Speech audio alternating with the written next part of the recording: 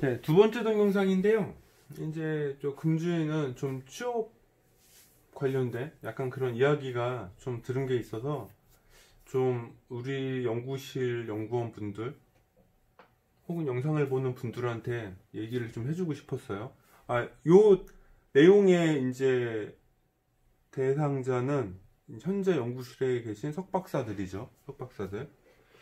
저는 개인적으로 저희 연구실 후배들, 여튼 저를 아는 후배들한테 회사 갈 때 예를 들어 아까 공기업이나 대기업 높은 연봉이 목적이다 이런 친구들한테는 그 이상 얘기는 하지 않습니다. 왜냐면 이미 나는 상한선이 여기고 하한선은 여기라고 선을 그은 친구들도 있어요. 그러니까 그거를 자기의 기본적인 삶의 목표로 잡고 움직이는 친구들도 있기 때문에 그게 정해진 친구라면 더 이상 제가 할 말이 없죠. 근데 그냥 어렴풋하게 친구들을 이렇게 하니까 이렇게 가야 되나 보다 라고 하는 사람들도 있잖아요. 내가 그런 친구들한테는 여기 한 3가지 정도를 꼭 얘기를 합니다. 우선은 리크루트가 됐건 아니면 면접 기회가 있어서 회사를 가건 혹은 그 회사의 연구소장님이나 임직원분들을 만나서 면접을 보통 보게 되잖아요. 석박사들은. 그러면 저는 개인적으로 특히 사회 초년생인 석사들은 가급적이면 학교에서 면접을 보더라도 꼭 회사를 한번 찾아가서 그 회사의 연구실 환경을 꼭 확인해 보라고 얘기를 해줍니다. 우선 여기서 그 회사 관계자분들이 연구실을 출입 금지야, 못 보여줘 라고 한다면 2가지 중에 하나죠. 그러니까 보안 때문에 그럴 수도 있고요. 보여줄 수 없어서 그럴 수도 있습니다. 그때는 자기가 잘 판단하셔서 행동을 해야겠죠. 여하튼 간에 가능하다면 연구실 환경을 꼭 보셔야 됩니다. 이건 복지랑은 관계없어요.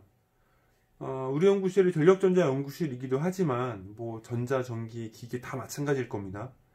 만약에 석박사들은 취업을 하신다면 반드시 자기가 일할 곳, 연구소 혹은 실험실의 환경이 어떤지 확인을 해야 됩니다. 실험 장비들 혹은 자재 창고나 자재 현황들, 장비나 자재를 구입하는 방법, 절차, 프로세서가 정립이 되어 있는지, 또 그게 간단한지 꼭 확인해 보셔야 돼요. 사실 젊은 분들은 잘 모르겠지만 대기업에서요, 자재나 장비 사기가 쉽지 않아요. 사실은 굉장히 어렵습니다. 복잡하고. 그런 면에서는 오히려 좀 경제적으로 여유가 있다면 오히려 중견이나 중소가 내가 원하는 실험 환경을 세팅하기가 더 좋아요. 물론 그것도 좀 충분한 자기를 입증할 수 있는 시간을 거쳐야겠지만, 그런 걸 떠난다면 여하튼 간에 여러분이 어떤 회사에 어떤 취업 제의를 받게 된다면 일할 곳의 환경, 여기 연구실이라면 연구소나 연구실의 장비 환경이나 현황, 그 다음에 자재 창고의 상황, 또 자재를 구입하는 그런 업무적 프로세서의 간단함, 간략화가 되어 있는지 꼭 보셔야 돼요. 그런 절차가 굉장히 복잡한 곳이라면 한 번 정도는 좀 생각을 해보거나 내가 그걸 수긍하고 가야 된다라는 걸 인정하고 가시는 게 좋습니다. 이게 학교랑 달리 회사는 그런 절차들이 복잡한 경우도 많고요. 그 과정이 순수하게 진짜 연구개발에 꽂혀있는 친구들은 뭐라고 하죠? 이게 엄청 불편하고 힘들게 하는 회사 일들이거든요. 물론 회사분들은 그런 걸 잘 모르겠지만 그게 연구소에 있는 친구들한테 굉장히 큰 스트레스입니다. 그런 걸 꼭 확인하시고요. 그 다음에 학사나 석사나 박사라고 치면은 교육이나 공부 기회가 주어지는지, 만약 그런 걸 한다면 회사에서 제시하는 조건들은 무엇인지 한 번은 물어보고 가십시오. 예를 들어 대표적으로 지금 석박사 대상이니까 석사라면 자기가 업무를 하다가 어떤 업무적으로 필요한 툴이나 어떤 관련된 전문 기술 교육을 받아야 되는 경우가 있거든요. 그런 게 지원이 되는지 반드시 확인하십시오. 혹은 학사나 석사라면 석사과정이나 박사과정을 병행할 수도 있잖아요. 그러면 병행했을 때 회사의 지원 정책이 어떻게 되는지, 근무 조건은 어떻게 되는지 꼭 확인해 보십시오. 삶은 알 수 없는 것이고, 만약에 당신이 학교를 졸업하고 회사를 다니다가 더 깊은 레벨의, 더 높은 수준의 엔지니어가 되려고 한다면 반드시 교육과 공부는 회사에서 지원을 받아야 됩니다. 그런 게 되는 회사를 선택하시는 게 훨씬 미래지향적일 거예요. 꼭 확인하십시오. 그 다음에 세 번째로 가장 중요한 게, 대기업은 인원이 되게 많잖아요. 해서 물론 뭐 전반적인 회사의 방향은 그 회사의 회장님이 결정하겠지만, 사실은 저는 개인적으로 회사의 그 회장 한 명이 그 큰 회사 조직의 방향을 정하는 회사는 좀 잘못됐다고 생각해요. 왜냐하면 그 방향 한번 잘못 설정하면 그 수많은 사람들의 그냥 삶이 손해를 보는 거잖아요. 그래서 대부분 저는 큰 회사들은 회장은 방향성만 정해주고 밑에 그 오른팔, 왼팔, 오른다리, 왼다리 각각 중요한 직책에 계신 임원분들이 배치되어 있어서 그분들이 여러 가지 방향성을 가지고 움직인다고 저는 생각을 합니다.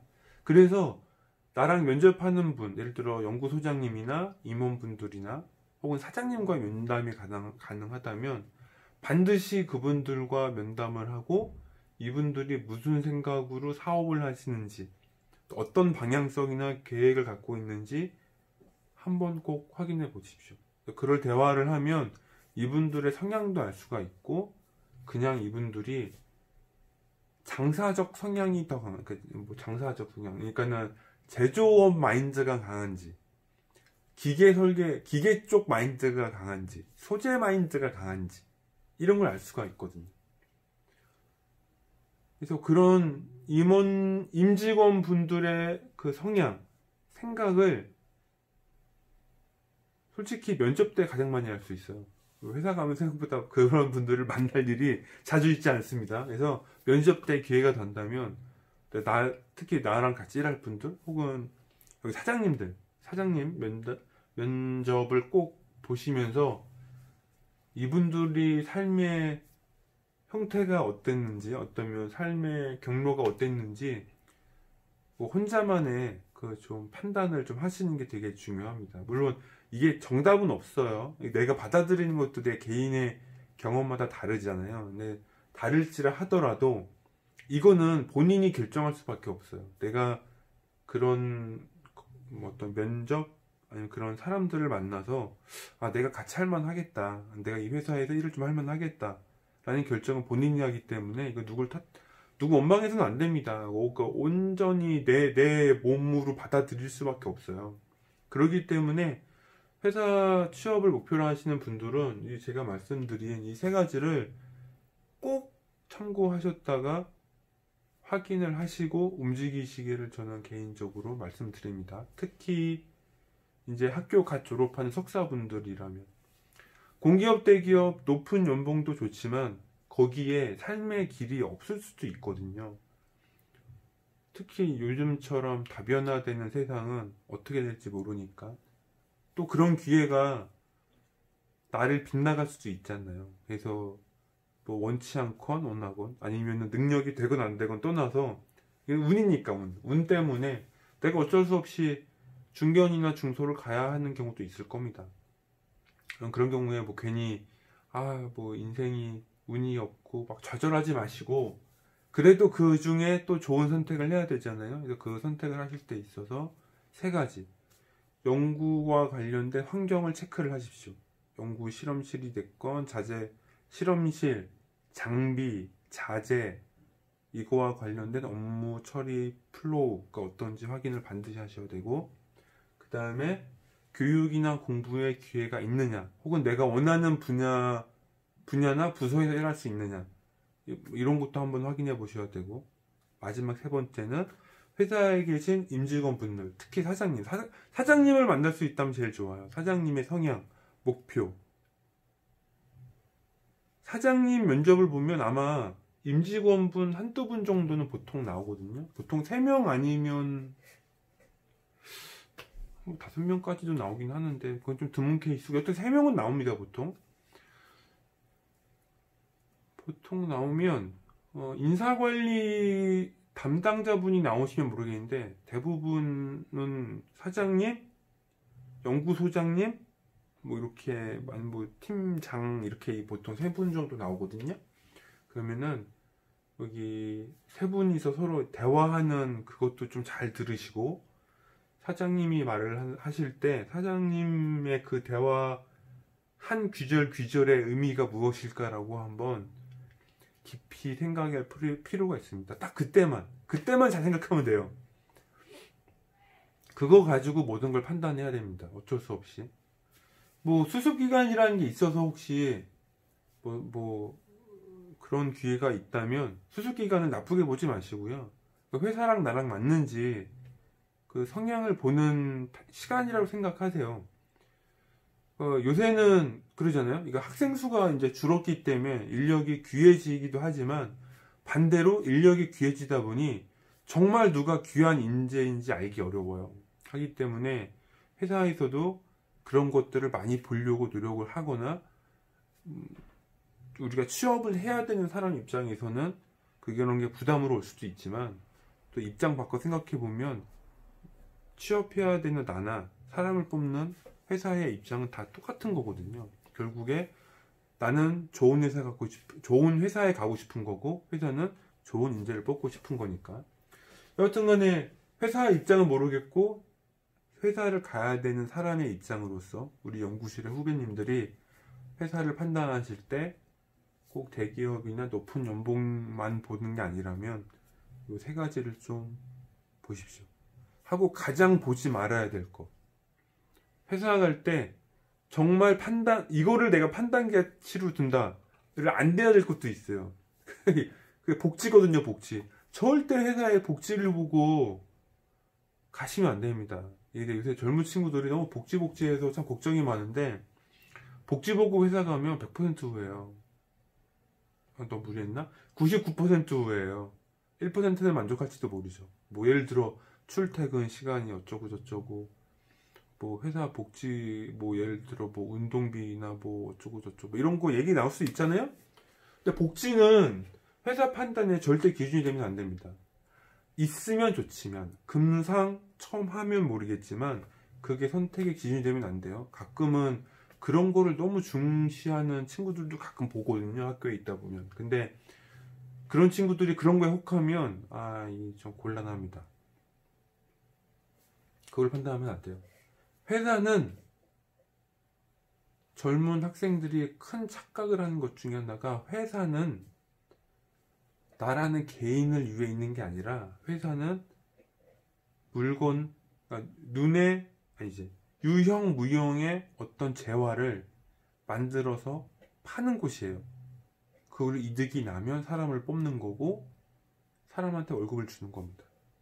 당연히 내가 뽑아야 할 사람, 회사에 가야 되는 여러분들은 그 사람의 개인적 삶의 인생이나 이게 회사랑 아무 관계 없어요. 그거는 독립적인 겁니다.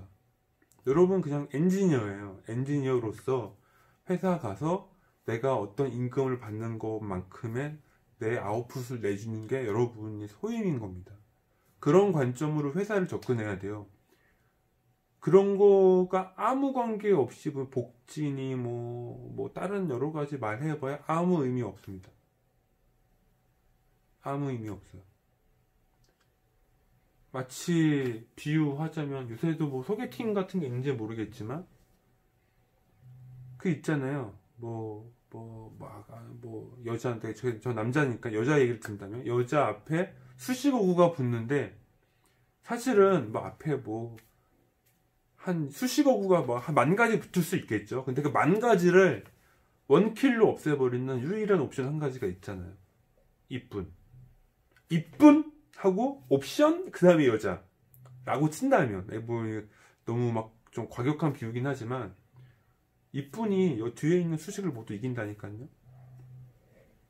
그거인 것처럼 회사를 내가 보고 움직여야 되는 그 유일한 목적은 내가 회사 가서 임금을 받고 노동을 한다는 개념인 겁니다. 그거를 벗어나면 안 돼요. 거기서 벗어나면 굉장히 삶이 피곤해집니다. 회사를 잘못한 것 같고, 내가 뭔가 선택을 잘못한 것 같고, 근데 그러지 않다는 거죠. 원래 회사 일을 돈 받고 하는 거는 원래 힘든 거예요. 그죠? 돈 받고 하는 일은 원래 힘든 건데, 힘든 게 잘못되었다라고 생각하는 친구들이 꽤 있거든요. 그러면 안 된다는 겁니다.